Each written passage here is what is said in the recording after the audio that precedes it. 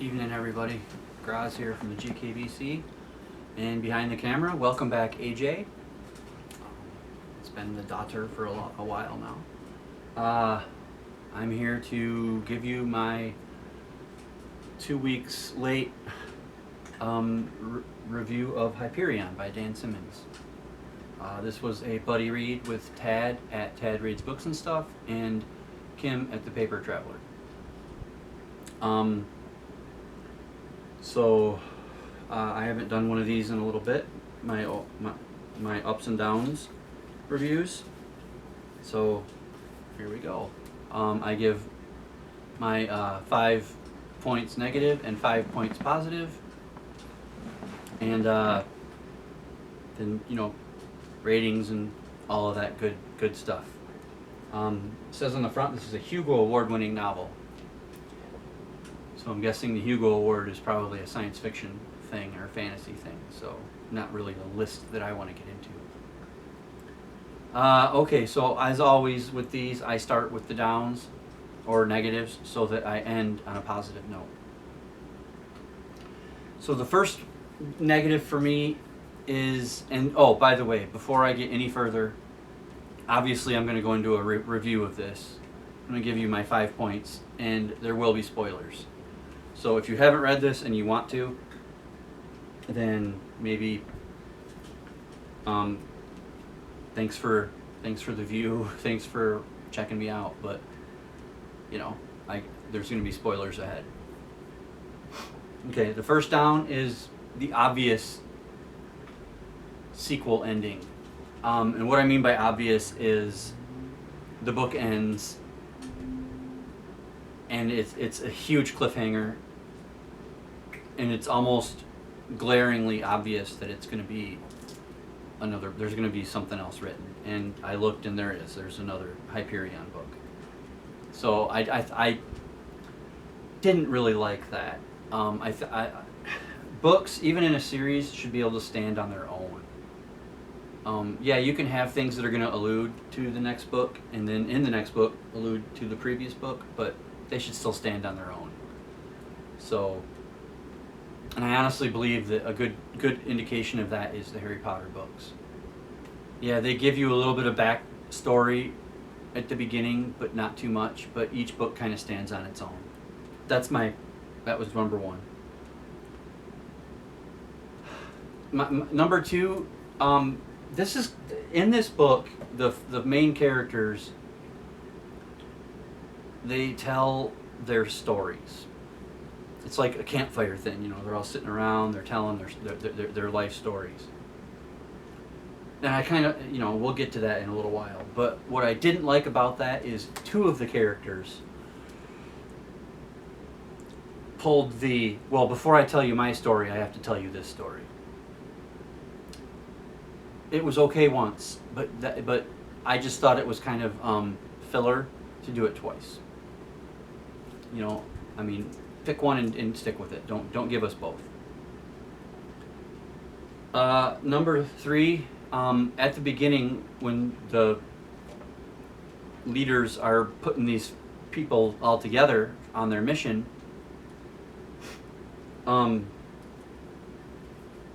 they're each told that there's a spy. Okay, so from the very beginning, all of our narrators and main characters know that there's a spy amongst them, and I just felt like there wasn't enough overall suspicion and distrust for that fact. And even near the end, when we find out who it is, they're like, "Oh, so you're the spy? Okay, well, not much we can do about it now."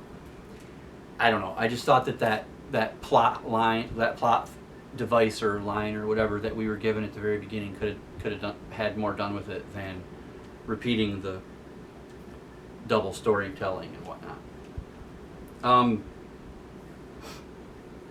My number 4, there's a group of invaders, marauders kind of, called the Ousters. If you've ever watched Firefly or Serenity, the movie, then they kind of remind me of the Reavers. There's nowhere near enough of them. I mean, you know, we needed, maybe they're probably in the next book, but I thought that we should have had more of the ousters. I mean, they seemed very interesting. I'm not going to go into the plot, except for what I'm talking about here, because I mean, why reinvent the wheel? Tad's going to do a great job of that, and if you don't want to watch me or Tad, what are you doing here? I'm just playing. But, you know, so I'm just going to do my thing. So it's kind of like a companion to what Tad's going to do. I haven't watched his yet. His has been out for a while. And my number 5 big negative was it's a bit too wordy. I don't know. I feel like there are certain points where I fought not to skim. And I will be honest, I know this is a reading sin, but if this hadn't been a buddy read with 2 other people, I might have skimmed a little bit. But I didn't want to miss anything, any pertinent points. And I know that's it's like a criticism or a what do you call it? Contradiction or whatever. You know, well, you're telling yourself why you shouldn't skim anyway because you might miss important points. But it's not quite the same thing. I mean, you know, if you're skimming and you're reading on your own, it's not going to make a difference. But let's say that I'm reading this with 2 other people and I skim something and then they bring that up. Well, you know, now I've got egg on my face. So, but I just felt like it could have been a little more concise and cut down in certain spots. But those are my downs, my negatives. A couple of them might be nitpicky, but some of them are legit.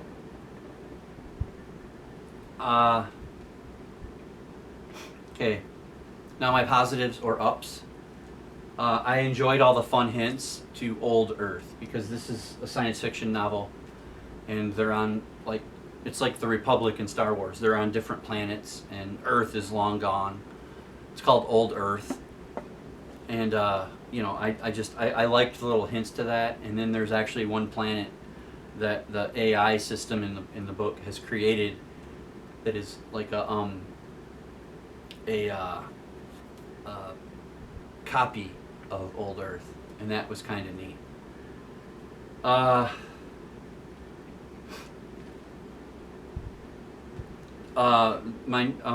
Then I liked one of the characters, Het Mastine, just vanishes near the end. He never gets to tell his story, so that's part of the tale we don't hear, and he just vanishes, and all they find behind are blood, which they kind of figure out might not be his, or they think it might not be his. So I love and it's never explained. Maybe in the next book, who knows?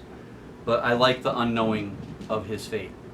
That, you know, I mean, not everything has to be explained. There's a character in here who got hit with a wave of energy. She was investigating the monster at the center of it all, and she got hit with a wave of energy, and it started her on this weird journey where she reverse aged. And when it hit her, she was like 24 or 25, maybe 23. And when the story's being told, which is years later, 20 some years later, she's a newborn baby who can't even speak. So I thought that the reverse aging thing was really cool. It was a neat touch. It's almost like Benjamin Button. I know I'm using a lot of other things as examples today. I apologize for that. But that's what that, I mean, it was kind of, I liked that. I didn't like Benjamin Button, but I liked that. And then the bad guy, not really the bad guy, but the monster that they're all going to look to like sacrifice in front of, or whatever it's called, this mission that they're all on. He's called the Shrike, and I think this is him on the cover. Looks like what he's been described as. and there's churches to him, and he, like, when he kills people, he hangs their body on the spikes of a tree and stuff. I don't know, but the fact that we don't know everything about him, and the fact that he is mostly hidden throughout this entire story, he's almost he's like behind the scenes, and I really appreciated that. That's been done before, but I like the way it was done here. We do see him a little bit, or it might be a her. I'm just gonna keep on saying him. It's just whatever, but because it's never really given a sex. Yeah, he's only shown in one of the people's stories, and only for a brief bit. So I thought that was kind of cool. It's a good way to get people more interested. And then my number one favorite or positive of this is the storytelling format, where they all kind of sit around and they draw numbers, excuse me, and they tell their life stories. And I really enjoyed that format.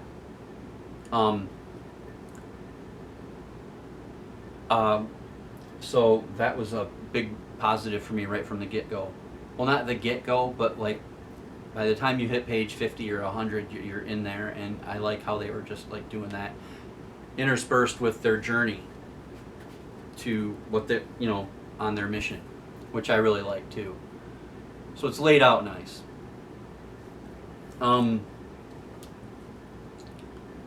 I'm trying not to give away everything. There's minor spoilers here, but I'm trying not to give away everything. So that's why I'm not really getting into it too deep.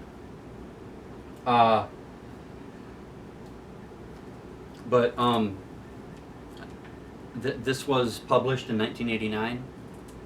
I have a Bantam copy here, and obviously written by Dan Simmons. Let me look at it real quick here.